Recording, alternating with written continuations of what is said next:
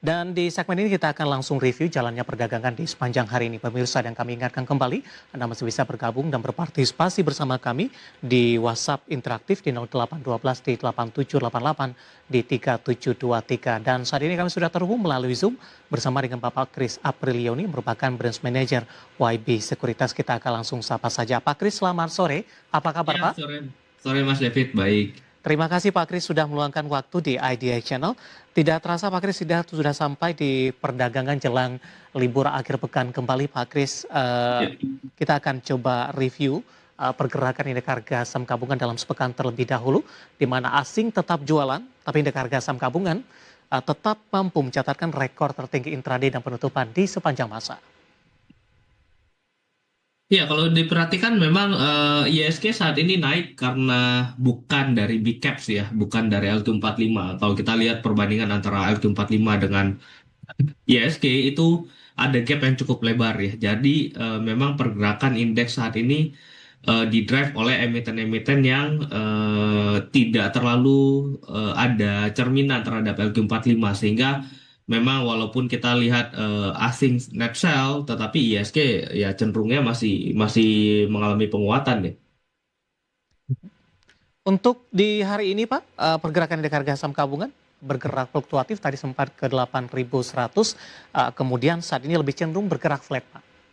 Ya, kalau kita lihat sejak sesi 2 ini pergerakannya flat ya. Di 5 menitan kita bisa melihat ekornya atas bawahnya panjang sekali. Jadi memang pergerakannya tidak kemana-mana ya. Mungkin ya karena menjelang hari Jumat juga sudah mau closing juga. Jadi orang-orang juga cenderung wait and see. Baik, dari sisi rotasi tidak bisa dikatakan juga sektor ini Pak, mungkin dari sisi saham, mungkin dari perbankan, kemudian juga saham konglomerasi. Karena sama-sama diketahui dalam beberapa bulan terakhir saham konglomerasi lah yang memiliki kontributor besar terhadap penguatan indeks harga saham gabungan ketika saham-saham perbankan lebih cenderung tertekan. Di perdagangan Kamis, perbankan Pickup naik signifikan 45 menit jelang penutupan perdagangan di sesi kedua, melesat tidak hanya perbankan Pickup, perbankan himbara lainnya juga ikut mengalami penguatan signifikan. Kondisinya hanya berlangsung sesaat saja, di mana di perdagangan hari ini perbankan big cap menjadi pemberat, saham-saham konglomerasi beberapa hari ini juga kembali mengalami penguatan yang cukup signifikan. Bagaimana analisis Anda terkait dengan pola pergerakan saham konglomerasi dan juga dari sisi perbankan ini?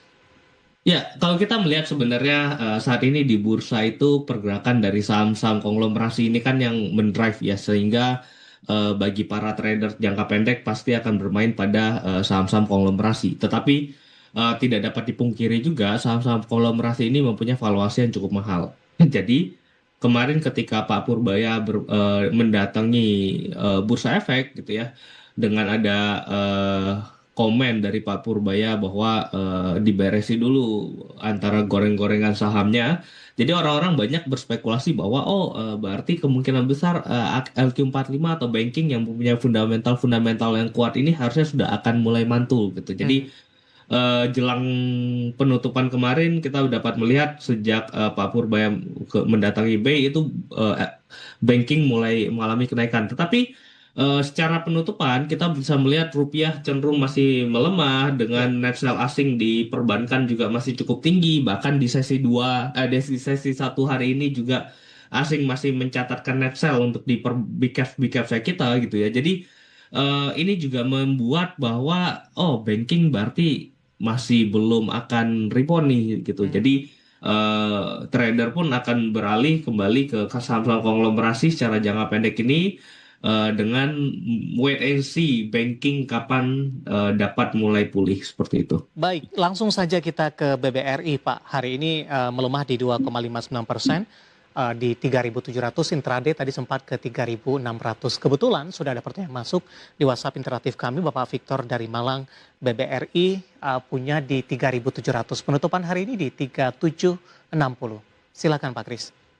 Ya, sebenarnya banking murah ya. Kalau kita melihat perspektif view secara jangka menengah dan jangka panjang, banking harga sekarang cukup menarik, terutama L45 di sisi harga di harga sekarang, tetapi dividennya juga lumayan cukup tinggi yang kita bisa dapatkan. Jadi Harga 3.700 menurutku cukup murah, bisa di hold aja sembari menunggu nanti bankingnya mulai mantul ya. Mhm. Eh, di hold di posisi 3.700, tapi supportnya mungkin bisa diperhatikan Pak untuk meminimalkan kerugian yang terjadi. Oke, seharusnya memang banking harga sekarang jangan gampang untuk cut loss ya. Tapi kalau mau mencari support terdekat ya itu 3.700, tapi bukan berarti area cut loss mungkin di bawah 7.000, 3.700 average down, karena Mhm. pertimbangannya adalah sebentar lagi akhir tahun dan harusnya akhir tahun ini akan ada window dressing dan biasanya akan cenderung menyasar kepada LQ45 yang mempunyai kinerja yang kurang perform di tahun ini. Dan salah satunya mungkin adalah banking. Baik, analisis dari saham-saham perbankan big cap yang hari ini berbalik melemah terdampak aksi profit taking setelah kemarin menjadi penopang utama pergerakan indeks harga saham gabungan. Menarik Pak Kris, kita akan jeda terlebih dahulu, nanti kita akan coba ulas saham-saham pilihan apa saja yang Anda rekomendasikan dan juga beberapa pertanyaan sudah cukup banyak yang masuk sampai sejauh ini dan pemirsa kami akan segera kembali sesaat lagi.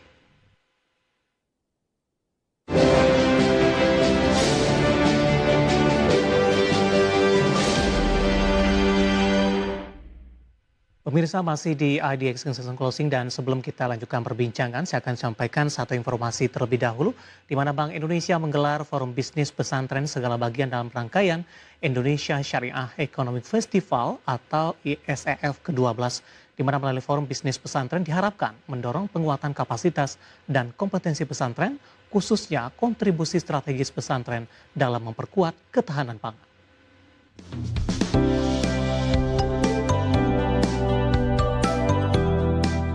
Bank Indonesia menggelar Forum Bisnis Pesantren yang menjadi bagian dari penyelenggaraan rangkaian Indonesia Syariah Economic Festival atau ISEF ke-12 tahun 2025. Dibuka langsung Menteri Koordinator Bidang Pangan Zulkifli Hasan dan Deputi Gubernur Senior Bank Indonesia Destri dan Konsumen Jawa Menengah mungkin bisa karena kontribusi peran isu ekonomi yang bawah zaman melakukan 9.400 hingga ke selanjutnya. Pilihan yang masih di IDX Channel.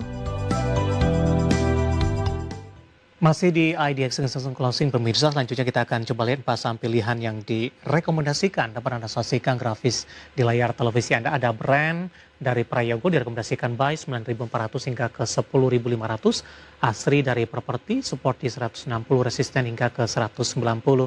Dari energi ada Adaro direkomendasikan buy di 1.600, resisten hingga ke 2.000 ini. Ya, dapat Anda abaikan grafis di layar televisi Anda. Saya akan coba update posisi angka sebenarnya itu di 2.000 ya. Untuk Adaro supportnya di 1.600. Sementara Aman juga direkomendasikan. Mau ada caption di video jualanmu? Gampang di Canva. Upload video di Canva, klik buat teks video, selesai deh. Wah, sekumpang itu. Rifai dari Cangkring Rembang, brand di 9.600 Pak. Silakan Pak Kris, tetap ada di tangan buy 6.000 ya.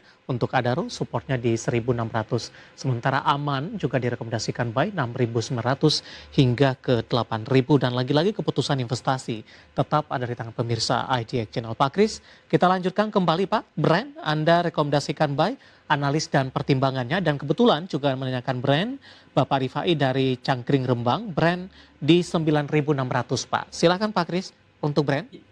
Ya, brand cukup menarik ya, karena kita tahu kalau targetnya brand itu ingin masuk ke MSCI dan kita melihat kemungkinan untuk masuk ke MSCI brand itu minimal di harga 10.000. Jadi harusnya ya kalau memang targetnya itu beneran terjadi, maka brand harusnya akan di-maintain di harga 10.000 ke atas ya. Jadi menurutku harga sekarang ya masih cukup menarik untuk menjelang MSCI nanti. Baik, masih profit di 96, tapi support yang bisa diperhatikan Pak, biar profit tidak tergerus.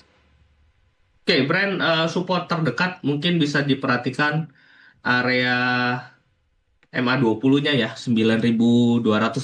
Selama di atas MA20-nya harusnya trennya brand ini masih akan cenderung cukup bagus. Baik, dari brand kita beralih ke saham pilihan kedua, ada Asri, ditutup di 175, menguat di 1,16%. Seberapa menarik Pak atau seberapa besar peluang Anda ikut merekomendasikan ASRI dalam saham pilihan? Ya, Asri cukup menarik ya. Kita melihat properti itu penjualannya lagi pada bagus semua gitu dan harusnya dengan penurunan properti yang sudah menjelang 10 tahun lebih ya, harusnya akan ada perbaikan. Terlebih kalau kita lihat suku bunga cenderung mulai turun dan kita lihat Pak Purbaya juga mengepus ekonomi supaya mulai berjalan kembali dan seharusnya dengan hasil dari ekonomi yang berjalan kembali itu akan menyasar kembali kepada sektor properti. Nah, salah satu yang cukup menarik menurut saya lihat adalah salah satu ASRI. Dari ASRI kita beralih ke saham pilihan yang ketiga Pak, dari Adaro. Hari ini menguat di 0,87% di 17.45. Di perdagangan hari sebelumnya Adaro sudah mengalami penguatan yang cukup signifikan. Analisis dan rekomendasi untuk Adaro. Ya, Adaro saya melihat dengan penurunan yang cukup dalam dan ditambah juga tren ke depannya Adaro ini berfokus kepada energi terbarukan ya, clean energy gitu. Jadi seharusnya menjadi hal yang cukup menarik untuk diperhatikan, terlebih di harga 1.600 merupakan area yang cukup murah, tidak ditembus-tembus dari kemarin, bisa spekulasi dan harapannya naik ya.